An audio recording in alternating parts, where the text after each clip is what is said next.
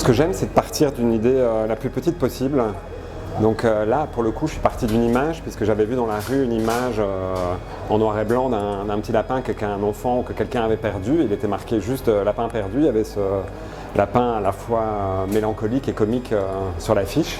Et donc je suis parti de cette image en fait. J'aimais bien travailler sur ne pas être franchement dans le comique, ne pas être franchement dans le tragique, être un peu entre les deux. Et l'image évoquait ça, et du coup après donc j'ai construit l'histoire de Jeff donc, qui perd ce lapin et qui se met à le rechercher, et puis il va vivre plein de péripéties et ça va le sortir de chez lui parce qu'il est en dépression depuis la mort de sa femme.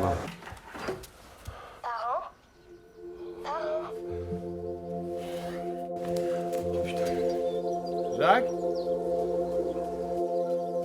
Jacques ?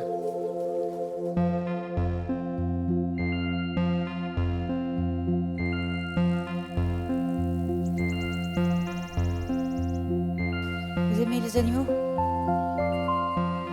Ouais. Je travaille vraiment sur le côté les non-dits, comment ne pas arriver forcément à assumer un peu qui on est ou ce qu'on veut et ce qu'on veut dans la vie. Donc c'était vraiment au début un travail, je parlais pas mal avec du coup, le comédien Jean-Michel, et on parlait vraiment d'essayer de trouver lui c'est un acteur qui est très en lumière, et on voulait essayer de trouver quelque chose d'un peu plus renfermé, de chercher quelque chose chez lui qui était un peu plus intérieur. Et en discutant, alors lui travaille pas mal en radio, et donc l'idée est venue à un moment donné de travailler sur un personnage justement qui travaille en radio et qui essaye d'égayer la vie des gens, essaye de leur donner des conseils pour qu'ils aillent mieux, et en fait lui-même a du mal à prendre les conseils qu'il donne aux autres pour lui. Donc voilà.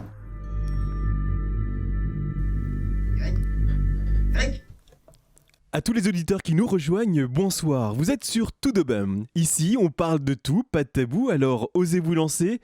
Appelez-moi et dites-vous que même si on ne trouve pas la solution ce soir, on en trouvera certainement le chemin. Un prochain auditeur, peut-être ?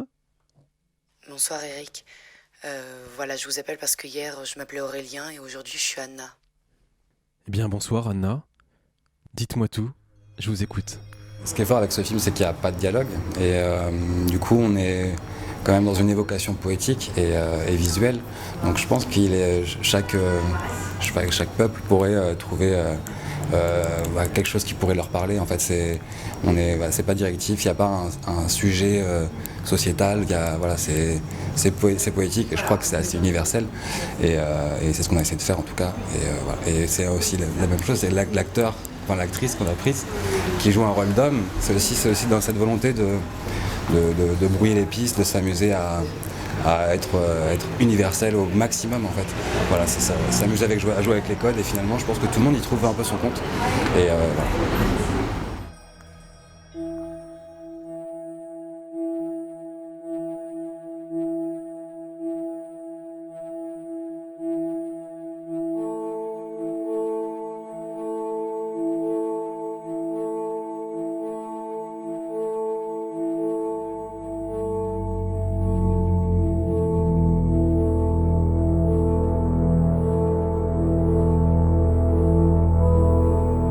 Je pense qu'il y a une grande histoire liée aux institutions et à des institutions autoritaires par rapport à des standards, notamment chez les femmes. Je pense que c'est quelque chose. Voilà, c'est plus des thématiques en fait, j'ai l'impression, qui ont liées à son vécu. Voilà, qui sont un peu métaphorisées dans le film. Et oui, voilà, c'est ça, c'est un mélange de thématiques, de vécu.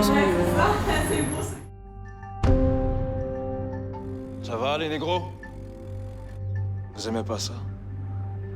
On vous appelle négro. Pourtant, c'est ce que vous êtes pour notre douce France. Pour eux, vous êtes des fils d'esclaves. Les flics font rien. Les Français ferment les yeux. Tout le monde tourne la tête. Pourquoi ?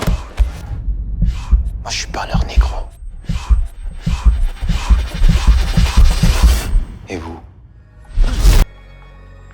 Le sujet, en fait, qu'on écrivait un long métrage sur le même thème, sur une bande de recaps qui allait se confronter à l'avènement des skins. Et en fait, notre producteur nous a demandé pour vendre le film et présenter le réalisateur de faire un court-métrage.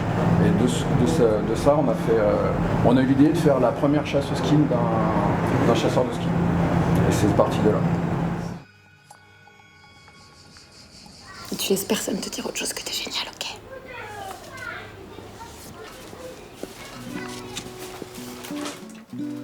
C'est quoi le truc? Il t'arrive quoi là? On est amoureux.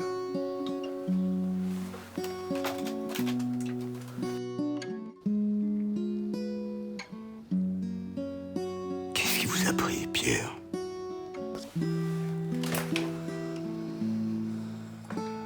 Alors nous, on voulait faire un film, parce que moi je venais de faire un film qui s'appelle Courir toute nue dans l'univers, j'avais filmé des gens nus, et je m'étais dit déjà, premièrement, le film d'après, il faudrait que ce soit avec des gens habillés.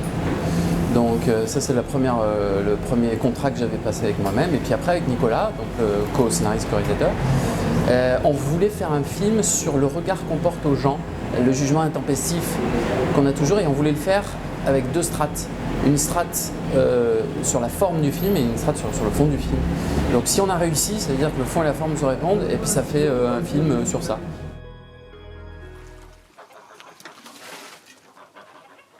On a fait 6 ou 7 voyages, hein, à San Francisco, à côté de San Francisco. Oui, à Santa Cruz. Et puis avant qu'on a la première fois, il y avait les parents qui étaient encore là. Mais on voulait la maison des parents, ouais. C'est pour ça qu'on est ici. Oui, on a été nés là et on va fermer les yeux là aussi. Oui. On va aller voir la maison maintenant.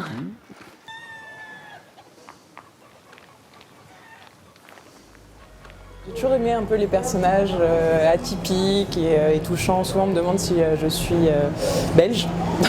Donc voilà, c'est ma sensibilité. Et c'est vrai que voilà, ma famille m'a parlé de ces deux frères et ils m'ont dit écoute, il faut absolument que tu les rencontres, ils sont géniaux, c'est quelque chose qui va te plaire. Et effectivement je les ai rencontrés et ils ont dit oui, donc voilà. On voit bien que les mecs s'approprient le tournage, ils sont à la fois stars et parfois réalisateurs, parce qu'on les voit, même on en a joué un petit peu, on les voit se retourner là vers la caméra, mais ils viennent, allez venez. Donc c'est vrai que c'était assez sympathique ce côté-là, ils ont pris un peu le contrôle aussi du film. Ah totalement. Bah vas-y, installe-toi devant sur la chaise, on va commencer tout de suite. Donc là, je raconte juste mon histoire et je déroule, c'est ça? Ouais, et puis c'est quand tu veux en fait. Ok.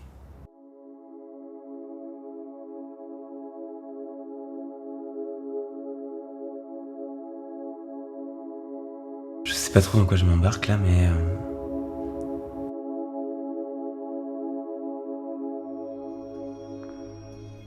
Je trouve que c'est pas un film plombant.